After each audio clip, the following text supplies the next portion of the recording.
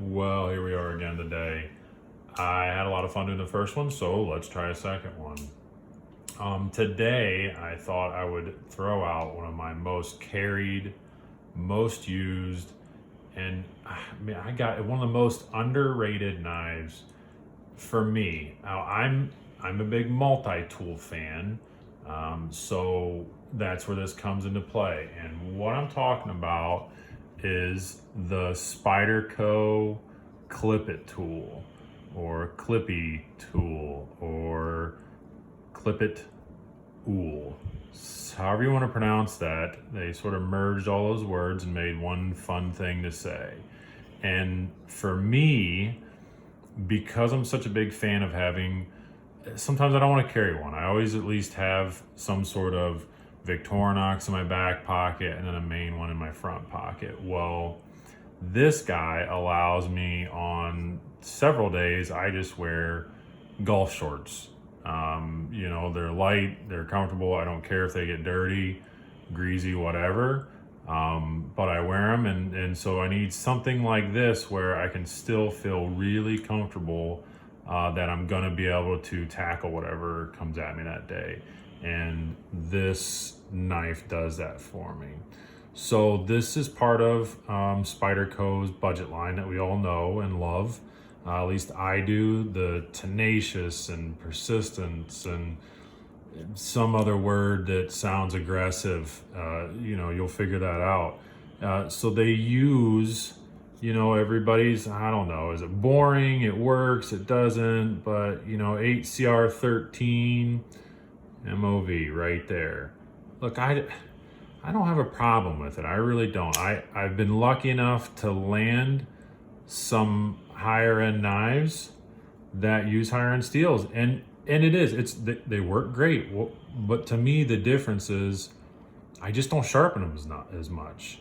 Now, I like to sharpen. I might do a video later on a couple of little setups that I have for that. I don't mind coming home and sharpening the knives. So, I don't need to do it every day. Also, it is 100% what you do for a living, what you do with them per day. If I cut cardboard, I cut boxes, I cut tape. I mean, this thing's fine. The ACR is perfectly fine. I used to live in that 30 to 50, 20 to $50 range, really.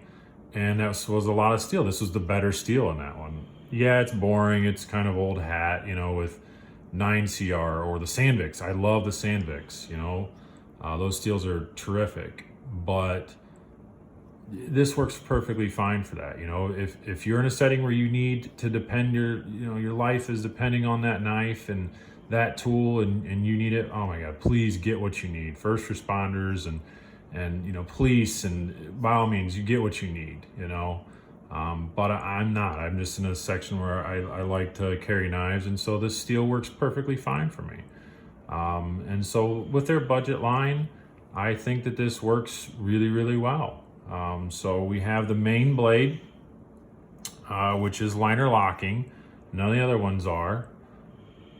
And as everybody talks about, lockup's really good. It's perfectly fine. I don't have any issues with lockup. You can see right there. Really, really nice lockup on there. And, one thing I was really, really surprised about is that they can come out with a multi-tool and you can still completely flick it open as if it has no issues whatsoever. So they're still using their same quality. And on top of it, the tools don't bite into anything. It comes out holding just like like an Andela, or, it's not as big as an Endura, of course, but it fits, everything fits right in. You can get your fingers lined right up inside of there if you want to. And the other tools act as kind of a break. They actually separate your fingers. Now, I wear extra large gloves. I always say Gorilla Paws, and this knife is certainly Gorilla Paw approved.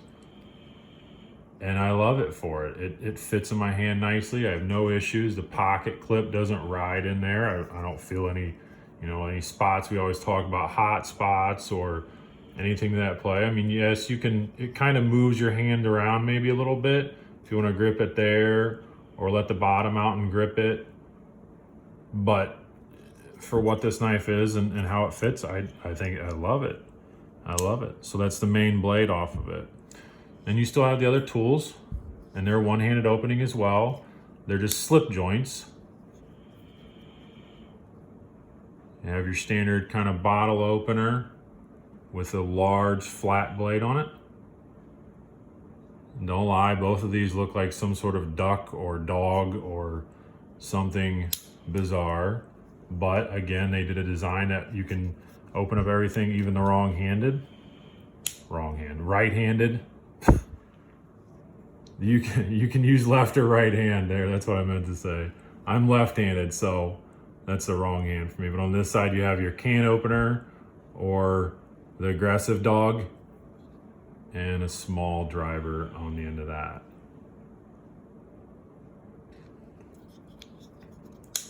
Pocket clip, standard pocket clip. You know, you got 4-way reversible. 1, 2. Oh, look at me lying. 1, 2. 2-way. Tip up, tip down. That's all you get. Right hand only. Everything else is just, it's great on this. They chamfered everything. They went through there. If you look up the price on it, I found them for around $50. I think that's still the standard, $50 to $55 off of it. You know, and I mean, for as much engineering as they put into this, I think it's terrific. I think it's a terrific price point for it, really. And as useful as this is, that I know that I can just grab this and I can do so much more with it, and it's still light enough. You can look up the specs on it. Sorry, I don't have that ready to go, but it's a really good knife. So I got a couple of comparisons so you can kind of see what it looks like when it's laid out. I would say, just to kind of give you an idea where it sits, certainly smaller than the Rat that we all know and love, but here's a buck 112. I prefer the 112 over the 110, again, for the size. Right, so it's just a little bit bigger than that. It's heavier than that, of course. This is quite light, and it falls in that same area for weight as well, in between both of those. But the tools are the same tools you can get. I dive into Victorinox quite often, you know, and it's the same kind of concept. They just made them all a little more aggressive, but they're the same things that you're after.